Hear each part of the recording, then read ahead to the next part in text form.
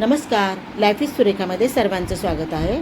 तर इथे जो तुम्ही ब्लाऊज पाहता ना, म्हणजे मी डायरेक्ट व्हिडिओला सुरुवात केलेली आहे। तो ब्लाऊज आहे ना, प्रीतीने कटिंग दिली होती मला आणि त्या कटिंगवर मी ब्लाऊज शिवला आहे, पण इतका परफेक्ट झाला आहे ना।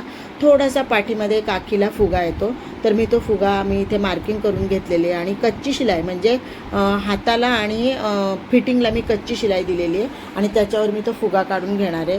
पण मी जसं जसं प्रीतीला सांगितलेलं की मला ना पाठीची पट्टी जरा वाढवायची आहे, गळा डीप करायचा आहे, तर त्या पद्धतीने मला कार्डबोर्ड पेपरवर तिने मला कटिंग दिली आणि त्या कटिंगवर मी हा ब्लाऊज इतका सुंदर शिवला, म्हणजे पूर्ण उंचीला पण तो, हाताला, त्यानंतर गळा मला जसा पाहिजे होता तसा मी गळा शिवलेला आहे।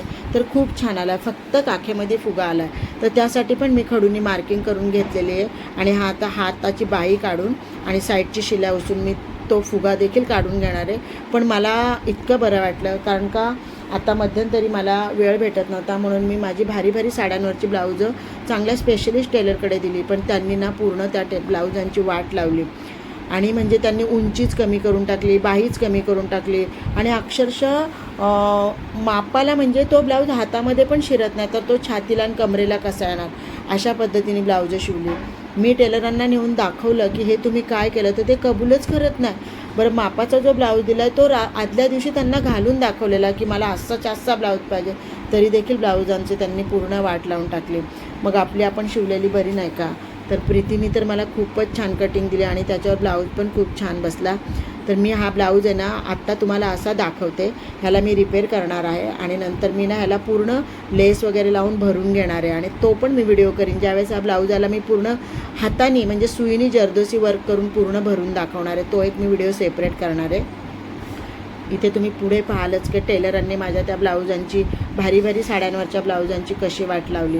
म्हणजे टेलर लोकांना आपण किती ओरडून सांगितलं ना, तरी पण ते त्यांचंच म्हणणं खरं करतात। नाही, तुम्हीच माप खराब दिला असेल, तुमच्याच मापामध्ये गडबड होती, आम्ही तर एवढ्यांची ब्लाऊजं शिवतो, मग बिघडत नाही, तर जाऊ द्या, आपलीच चुकी समजायची। पण मी पक्का मनापासून ठरवलं आता की भले वेळ लागला तर चालेल। मी अनेक साड्यांवरची माझी ब्लाऊजं शिवलेली आहेत, पण काही आता वेळेअभावी आपण बाहेर ब्लाऊजं देतो आणि टेलर लोक असे करतात, तर आता जाऊ दे, मी माझी ब्लाऊजं शिवणारच आहे आणि मला आता छान अशी प्रीतीने कटिंग दिलेली आहे, त्या कटिंगवर तर मी माझी ब्लाऊजं शिवूनच घेणार आहे। तर ही ब्लाऊजं पहा, ही पूर्ण उंचीला तोकडी केले तेवढ्या भारी भारी साड्यांवरची। आता मी साडीची कमरेची बॉर्डर काढून खाली लावणार आहे आणि मग याची उंची वाढवून घालणार आहे। तर अशा पद्धतीने टेलर लोक पूर्ण ब्लाऊजांची वाट लावतात, म्हणजे त्यांना त्यांच्या ज्यांनी माझी ब्लाऊजं शिवलेत ते आमच्या शेजारचेच आहेत, त्यांच्यापर्यंत हा व्हिडिओ जावं म्हणून मी हा व्हिडिओ केलेला आहे आणि त्यांना दाखवून पण ते कबूल नाही गेले। म्हणजे ते म्हणतात की नाही, तुम्हीच मापामध्ये गडबड केली। तर जाऊ द्या, मी ही पण ब्लाऊजं रिपेअर करीन आणि ही पण ब्लाऊजं तुम्हाला घालून दाखवीन की मी कशा पद्धतीने, म्हणजे जोडून पण दाखवीन मी कशी बॉर्डर काढली, कशी जॉईंट केली, उंची कशी वाढवली, अगदी टक्स वगैरे खोलून देखील मी ते ब्लाऊज रिपेअर करणार आहे। म्हणजे भरमसाठ शिलाईचे पैसे मोजून घरी येऊन हा प्रकार आपण करायचा, हे उपद्व्याप करायचे, त्यापेक्षा वेळ लागला तरी चालेल। पण आता आपले ब्लाऊज, म्हणजे मी स्वतः टेलर आहे आणि मी माझी स्वतःची ब्लाऊजं स्वतः शिवणार आहे।